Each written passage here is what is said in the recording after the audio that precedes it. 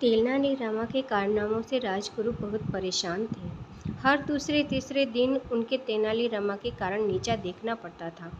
वह सारे दरबार में हंसी का पात्र बनता था।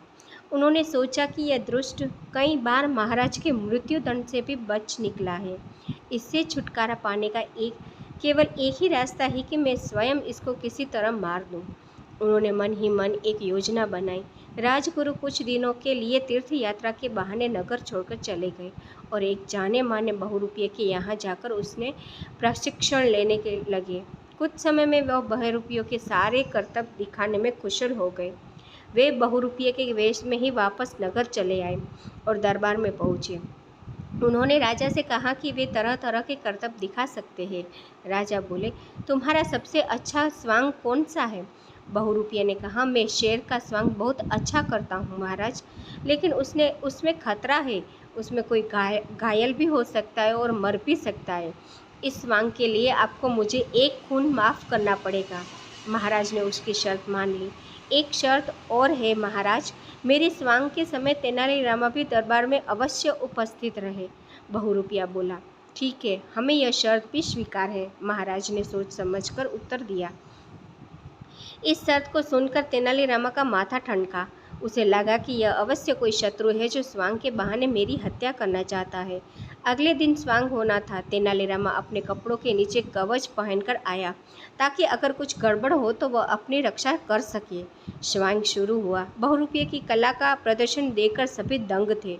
कुछ देर तक उछल कूद करने के बाद अचानक बहुरूपिया तेनालीरामा के पास पहुंचा और उस पर झपट पड़ा। तेनालीरामा तो पहले से ही तैयार था। उसने धीरे से अपने हथकड़ी से उस पर वार किया। तिलमिलाता हुआ बहुरूपिया उछलकर जमीन पर गिर पड़ा।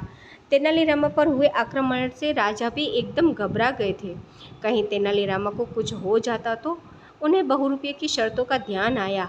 एक खून की माफ़ी और तेनालीरामा के दरबार में उपस्थित रहने की शर्त। अवश्य दाल में कुछ काला है। उन्होंने तेनालीरामा को अपने पास बुलाकर पूछा, तुम ठीक हो ना? घाव तो नहीं हुआ? तेनालीरामा ने महाराज को कवच दिखा दिया। उसने एक खरोच भी न आई है। महाराज ने पूछा, क्या तुम्हें इस व्यक्ति पर संदेह था जो तुम कवच पहनकर आए हो? महाराज, अगर किसकी नीयत साफ होती तो यह दरबार में मेरी उपस्थित रहने की शर्त न रखता। तेनालीरामा ने कहा। महाराज बोले, इस दुष्ट को मैं दंड देना चाहता हूँ। इसने तुम्हारे प्राण लेने का प्रयत्न किया है। मैं इसे अभी फांसी का दंड सुनाता हूँ, लेकिन मैं चाहता हूँ कि तुम स्वयं इससे बदला लो। जी हाँ, मैं स्वयं ही इसको मजा चखाऊंगा। तेनालीरामा गंभीरता से बोला। वह कैसे? महाराज ने पूछा। बस आप देखते जाइए, तेनालीरामा ने उत्तर दिया। फिर तेनालीरामा ने बहुरूपिये से कहा, महाराज तुम्हारी कला से बहुत प्रसन्न है। वह चाहते हैं कि कल तुम सती स्त्री का स्वांग दिखाओ। अगर उसमें तुम सफल हो गए तो महाराज की ओर से तुम्हें पुरस्कार के रूप में 5000 स्वर्ण मुद्राएं भेंट की जाएगी।